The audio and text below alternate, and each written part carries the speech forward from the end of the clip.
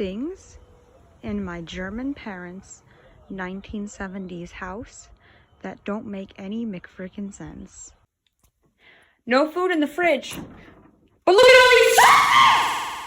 Hey guys, welcome to our Wednesday class. Today is the 3rd. You might want to take some time and revisit No Other Country. Just take a minute and glance it over. Remember what we talked about on Monday. We are going to be doing a creative writing assignment that has to do with this story. All right, many of you know I actually focused in creative writing in graduate school, and I've taught creative writing courses when I worked at Penn State. So we are going to be doing a little bit of creative writing work.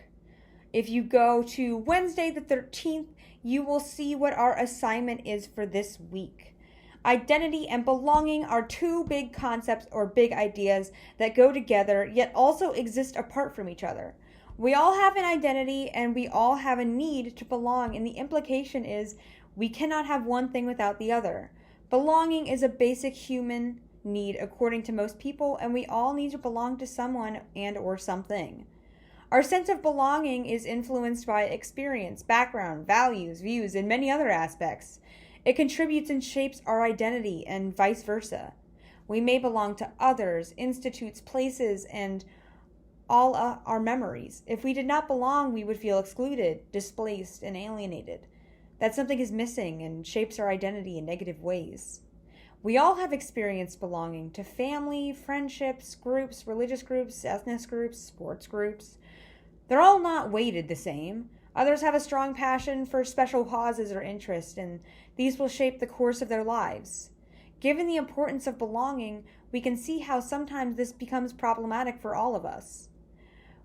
We are who we may be in direct contact. Who we are may be in direct contrast with what is acceptable to others, and the result is conflict. There's often a personal cost to belonging. Finally, our identity is constantly changing and developing, which is challenging for some people to accept. There's one word that comes to mind when we describe what the inner courtyard in No Other Country is. A sanctuary, a place of refuge or safety, somewhere special.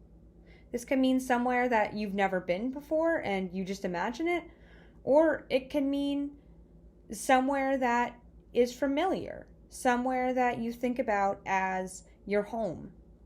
Some places are special to us because events that took place there or how they make us feel. A special place can somewhere we can go to feel safe, understood, or just happy.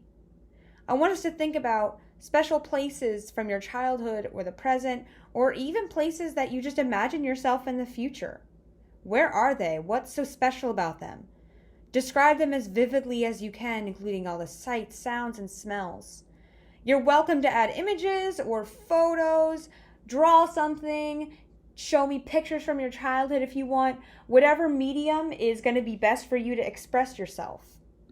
When I think of somewhere that's familiar to me and somewhere that I feel accepted and safe, oddly enough, I think of my parents' hometown, which is weird because when I was a teenager and even in my early 20s, all I wanted to do was get as far away from this place as I possibly could. But then when I moved to different parts of Pennsylvania and later Delaware, I realized how unique this place is and how many things I wouldn't see and I would miss when I moved. I grew up in a very small German community in a little town called Lebanon, Pennsylvania, and there are a lot of things here that we just don't have. It was almost like going to a completely different country. People here speak, kind of a combination of German and English. I don't hear that other places. I go to all these grocery stores and bakeries. There are these things called Diefenbach's chips. You can only buy them here in Pennsylvania, and they're the best chips I've ever had. Nothing compares to these chips. They're delicious, and I can't find them anywhere else. And so every time I come back here, I buy like 30 bags of these chips to bring back with me to Delaware. There are all these baked goods, little cookies called Sam Tarts, and all these different pies that you can only get here, and only people here seem to have the recipe for. I can't find them online. I can't seem to always get them right when I make them myself, and no one else seems to ever heard of them. There are these phrases that I sometimes say, and people who have had me in class have heard me say things like, "Oh yeah, out in lights." And they're like, "What are you saying?" But everyone here knows what I'm talking about when I say that. They know that I mean to turn out the light. I moved from a place where I have about 5 acres of woods behind my house, and me and my sisters used to go out back and, mess with wild animals and potentially get rabies and climb the trees and break your arm like 3 different times climbing the trees. And at the time I took that for granted. People's childhoods look a lot different than that. And it's weird when, living in Wilmington now, I don't have 3 acres of woods behind my apartment. I live in a 1-bedroom apartment. I don't have space like that like I used to. I can't just go into a public park and go climb a walnut tree as high as I can and go play Pokemon at the very top until my mom comes out and sees me so high up there and then remembers the 3 different times someone may or may not have broken their arm and fallen out of said tree and needed to go to the hospital. Sometimes I get a song stuck in my head, and that song doesn't exist anywhere on the internet. I have to call my mom and be like, "What is this? Why do I have it stuck in my head?" And only people from this area are really going to recognize what that is. Back here in Lebanon, it's somewhere that's very special to me. I've never been somewhere that's like this place, and I'm not sure I ever will.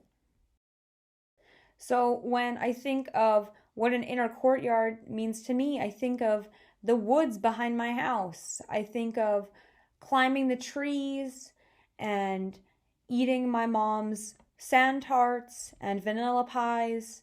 I think of playing in the river where I probably shouldn't be playing because may or may not have gotten a couple fish hooks stuck in my foot. And I think of just running around in the grass barefoot. I think of the songs that people used to sing when you're walking around the farmer's market and the smell of fresh bread. And so take a minute, think about, what does your inner courtyard look like? Is it somewhere you've been before? Is it somewhere you hope to go? Why does it feel special to you? What does it sound like? What does it smell like? What does it look like? Like I said, feel free to draw and to send me those pictures, send me photos, whatever medium you're going to feel comfortable with, to express what your sanctuary looks like.